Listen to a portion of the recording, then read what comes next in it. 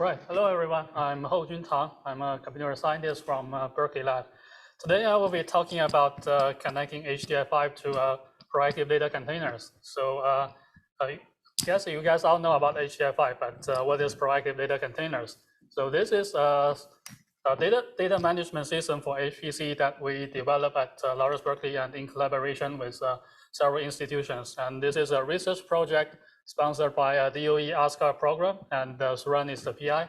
So I have been working on this project for quite a long time. Actually, when I first joined the Berkeley lab, like 7 years ago, I started working on this, and so this project is still under active development, although in the past few years, we have more focus on the ECP program, and nowadays, since ECP is winding down, we are putting more focus on developing the proactive data containers.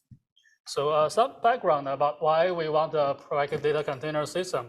So here is a diagram. I think many people, if you are familiar with the HPC IO software and hardware stack, you should be familiar with this.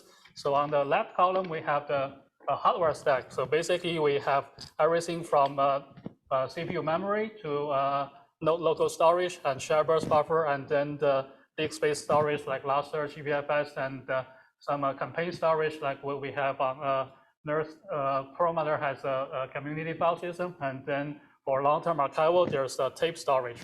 So on the software side, so what typical HPC applications have or they interact with is a stack of high-level IO libraries such as HDF5, and then internally HDF5 does parallel IO, then it uses MPI-IO, and then MPI-IO has a POSIX IO underneath. And there may or may not be an IO forwarding layer, and then that interacts with the actual parallel file system. And typical application, interacts with the high-level IO library, or if they like low-level stuff, they interact with MPI or POSIX IO directly. But nowadays, most applications tend to use high-level IO libraries. So those applications, they have some data in memory, and then they either they want to put those data to storage system for long-term storage, or they want to read some data into the memory from the storage system, and they interact with the IO software and the files in the file system.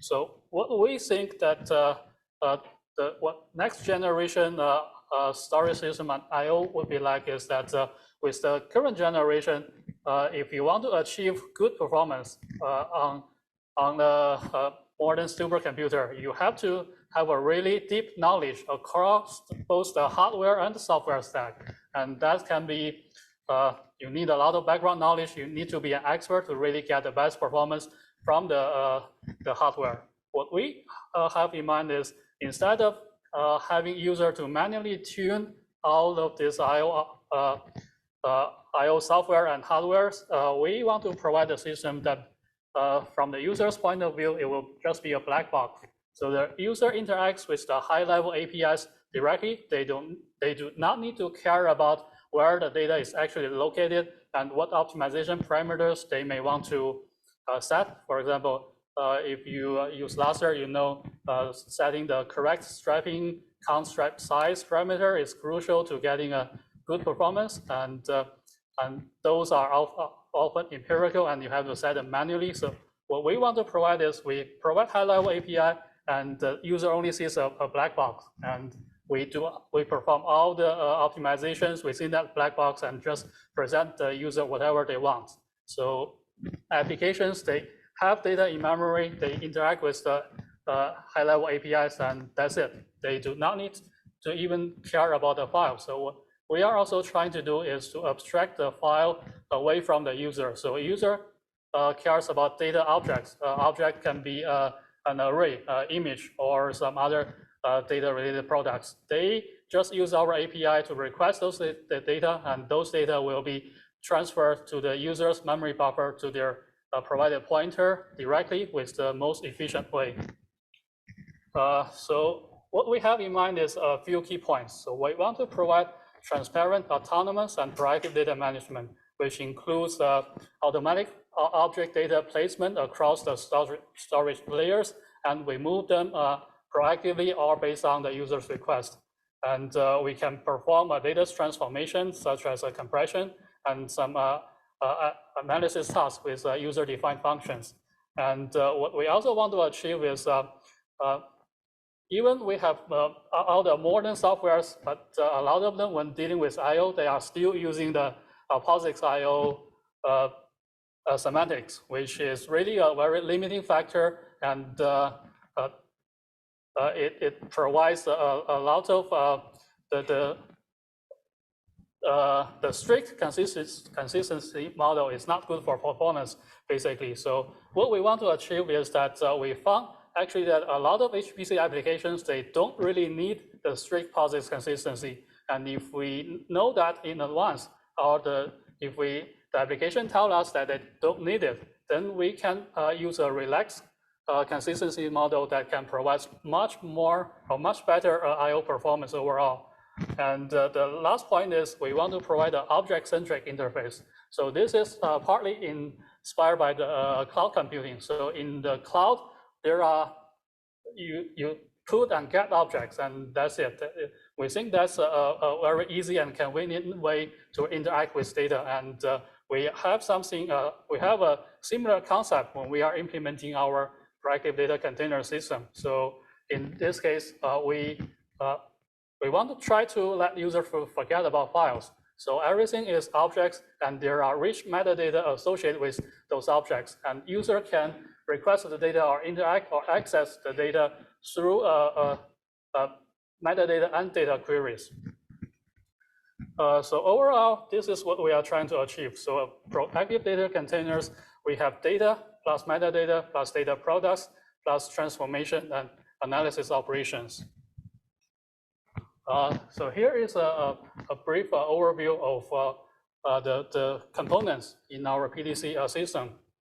So in the PDC system, the application interacts with a PDC client library, and the client library, we have different interfaces. So we have a HDF5 interface, which we implemented with HDF5 PDC wall connector, and that's the main topic I'm talking about. We also have a native PDC C APIs, which I will briefly mention in the next few slides. And we also have a Python interface and also some command line tools. And there are other interfaces we are considering to implement, like the MPIO, middleware, etc. And the application are linked with the PDC client library, and the PDC client library interacts with the PDC runtime system. PDC runtime system basically includes PDC server components. So, well, I forgot to mention. So PDC, we use a client-to-server architecture. So the HPC applications are regarded as PDC clients, and we run the PDC servers alongside with the application processes on the same compute nodes. I will have a figure in the next slide to better explain this. And the PDC servers are responsible for moving the data, managing the metadata, and stuff. So like in this figure, in the PDC runtime system or in the PDC servers, we have different services. We have metadata manager, we have data object and file management. Well, the file management is really for, since we are still using the HPC system, and those HPC system, the storage layer is still file-based. So internally, we still store data as files, but from the user's point of view, there's no files.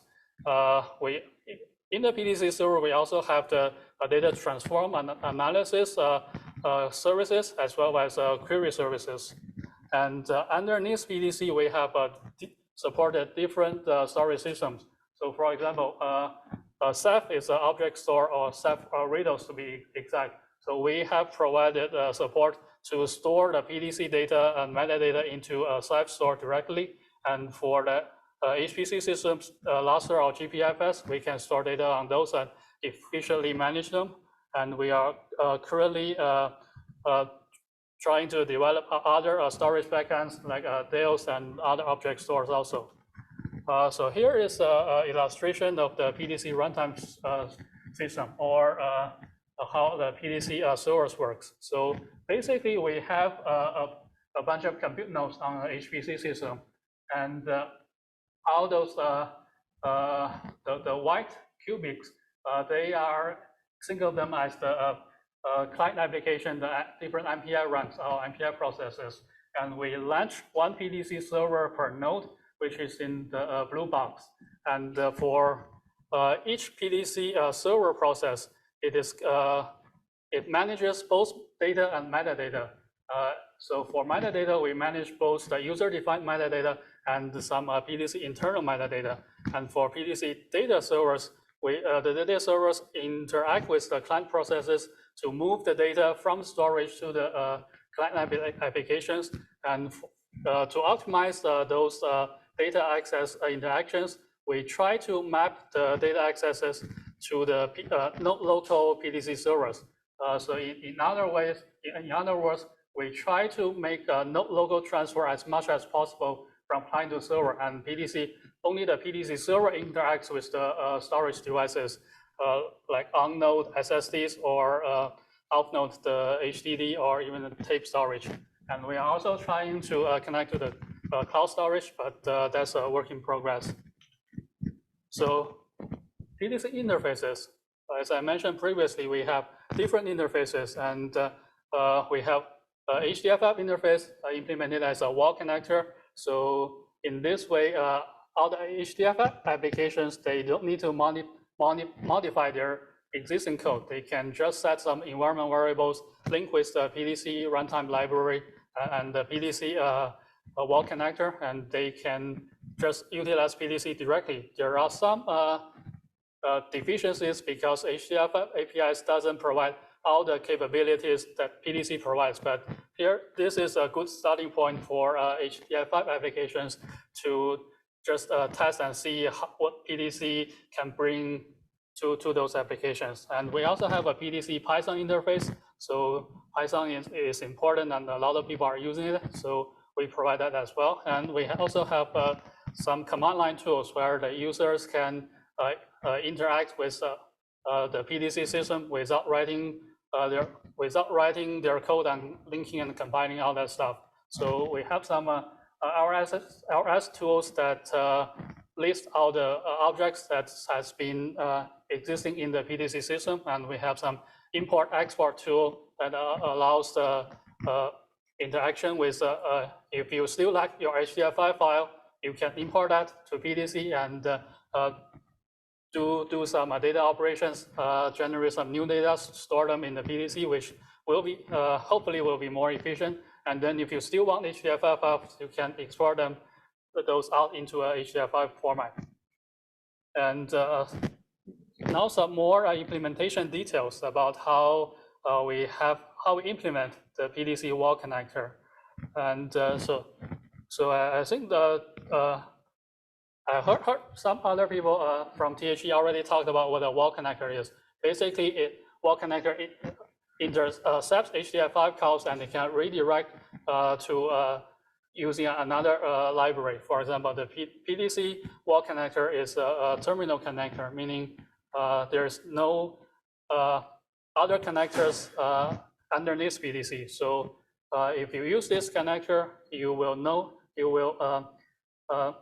access the data within the PDC system, and even if you are using the HDF5 APIs, but actually the data are never written in the HDF5 format. It all stores in the PDC's own format, but you can still using the existing HDF5 API as it is. And how we are mapping the HDF5 operations to the PDC operations. So surprisingly, the HDF5 operations and PDC operations, they are really similar, like almost a one-to-one mapping. And this is partly because Quincy was part of our design team when we are doing this. So we are heavily influenced by him and the HDF5 concepts. So for mapping the HDF5 objects into PDC, as I mentioned before, we are trying to abstract the files away from PDC. So there's no mapping to the file object from HDF5 to PDC, but we still store the file information as metadata attributes in the PDC system. And HDF5 groups becomes a PDC container, and HDF5 dataset becomes a PDC object.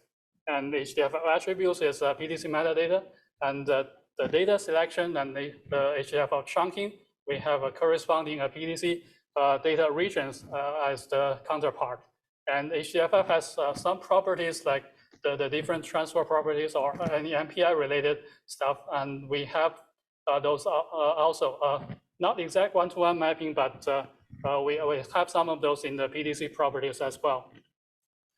So here is a brief some code segments that when we are implementing the wall connector and mapping the PDC native C APIs to be used by the HDF5 APIs.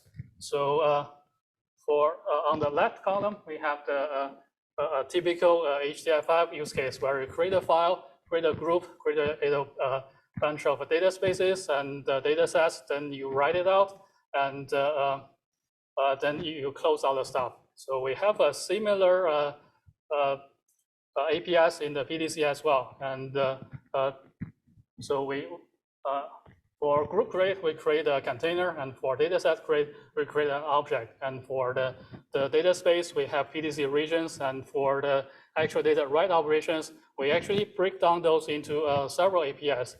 This is mainly because we want to support the asynchronous feature in PDC, so that data can be read and write asynchronously without to be synchronous and blocking. So we separate those into start, wait. But here, currently, we only implemented with the synchronous API, and we plan to, since this maps naturally to the asynchronous API also, so we will add the asynchronous support with the wall connector also. So here is a brief evaluation of an application using a native HDF5 application writing to some data sets to the raster file system, and comparing it with when using when enabling PDC wall with the application. So there's actually no application code changes, and when enabling PDC wall is just setting up the HDF5 wall connector and HDF5 plugin path variables. And this is I put them as the bar plots, but this is not really meant for a performance compression. It's more meaning of showing that we have enabled we have implemented the PDC wall connector and it works with the application. So here it's not a apple-to-apple comparison, because in PDC we do caching internally. So data are not written to the storage devices immediately. They are cached in the server's memory first, and then they will be flushed out to the storage devices periodically. So that basically concludes my talk today. So in conclusion, our PDC system is an object-centric data management system that provides data and metadata optimizations. And our implementation or prototype of the PDC wall connector enables HDF5 applications to utilize the PDC system directly and transparently. And we have shown some performance benefits as in the experience results. So some future work includes, we will try to implement the PDC wall connector with the asynchronous, HDF5 asynchronous APIs. And we will also want to extract the hints from the HDF5 properties that we have not currently supported. And lastly, we will do some more performance evaluation on actual scientific workflow and applications. That's it.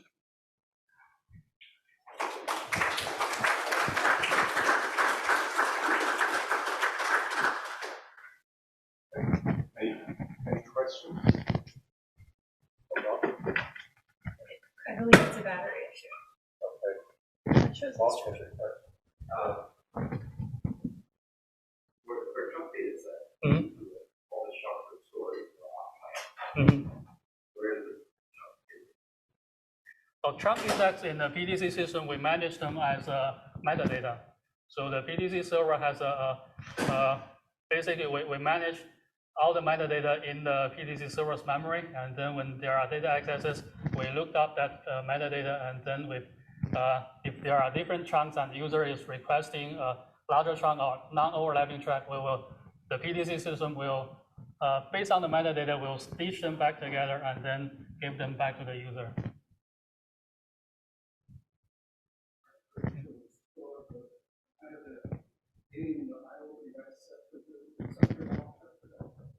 So currently, to make the metadata operations efficient, we store all the metadata in memory, and they are loaded to the PDC servers when the server is started.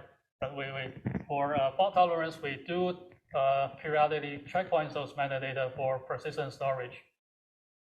So they will be stored separately? Yeah, they will be stored separately.